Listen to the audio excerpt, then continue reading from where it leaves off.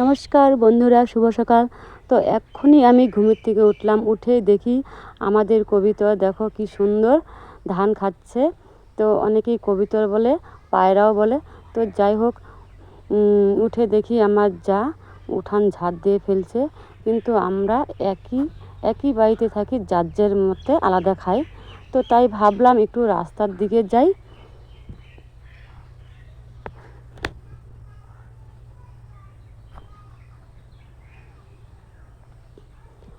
আর রাস্তার দিকে হেঁটে হেঁটে আসছি।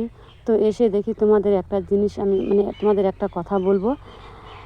আমাদের এখানে খ্যারের পালা আছে। তো যাই হোক, আমাদের এই খ্যারের পালার মধ্যে তো কোনো এখনও সাপ টাপ দেখিনি, কিন্তু এই বর্ষাকালের দিনে কোথায় কি আছে না আছে সেখানেই কিন্তু সাপ ঢুকে থাকে। আর এবার কিন্তু প্রচুর সাপে কামড়ানো রুগী আছে, প্রচুর, প্রত্যেক দিন হসপিটালে বা পেপারে খবর পাওয়া যাচ্ছে, টিভিতে, যে প্রত্যেক দিন একটা না একটা সাপে কামড়ানো হচ্ছে। তো যাই হোক, আমি পাকা রাস্তায় উঠে গেলাম। তো দেখো, পাকা রাস্তার পাশে একটা ছোট্ট আমাদের মন্দির আছে, সেটা হচ্ছে মহাদেবের মন্দির। তো যাই হোক, আর এই জায়গাটা তোমাদের দেখাবো। এটা কিন্তু জমি, এই জমিতে কিন্তু আমরা প্রত্যেক বছরই গাজর লাগাই, কিন্তু এত পরিমাপের জল, দেখে মনে হচ্ছে না যে এখানে গাজর লাগাই।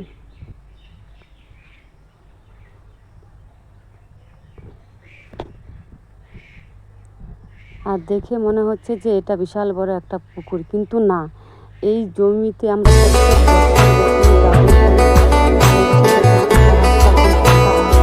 সমান জল হয়ে গেছে।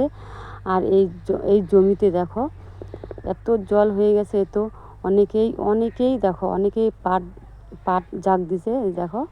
তো যাই হোক, এটা পাকটা জাগ আসলে তো আমরাও নিব, যেহেতু আমরা গ্রামে থাকি, আমাদের সব কিছুর দরকার। আর আমার তো গ্যাস নাই, আমি খড়ি দিয়ে রান্না করি। তো সেটাও তোমাদের কালকে আমি বলবো কী দিয়ে আমি রান্না করি। আর দেখো, দেখে মনে হচ্ছে যে এটা একটা পুকুর পাড়।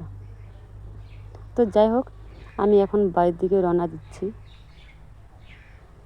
আর তোমাদের যে কথা বললাম সেটা খুবই সাবধান, কোথাও কোনো টঙ্গলে গেলে কিন্তু খুবই সাবধানভাবে যাবে, যেহেতু আমাদের বাড়ি গ্রামে তো কম বেশি ঝুপঝাপ আছেই।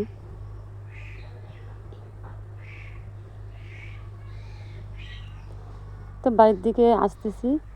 তো যাই হোক, তো বাড়িতে ঢুকে প্রথমে আমি আগে থালা বাসন, প্রথমে উনানের ছাইগুলো ফেলে থালা বাসন মাজা হয়ে গেছে।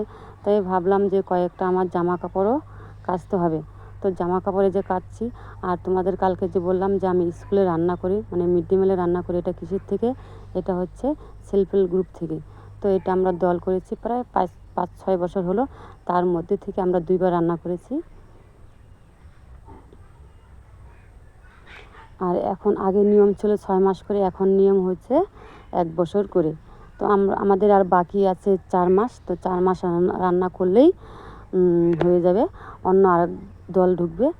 আর আর আমি বলতে আমাদের গরু ছাগল আমি সবই পুষি। আর আমার এত চাপ হয়ে যায়, বাসি কাজ সব সেরে গরু ছাগলের সব কিছু করে তারপরে রান্না সেরে আবার স্কুলে যেতে হয়। স্কুল থেকে এসেই কোথায় গরু ছাগল আছে সেইগুলোকে জল টল খাওয়াই আবার রান্না বসাতে হয়।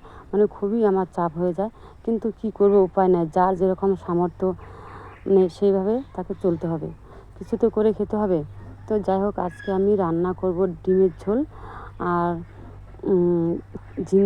ঝিঙে বটি করে নিব। আর যে একটুখানি ভাত ছিল, বাসি ভাত, এটা আমার গরু ছাগল আছে, কারণ ফেলবো না, আমার গরু ছাগল আছে, ওরাই খাবে। তো যাই হোক, তোমরা দেখতে থাকো।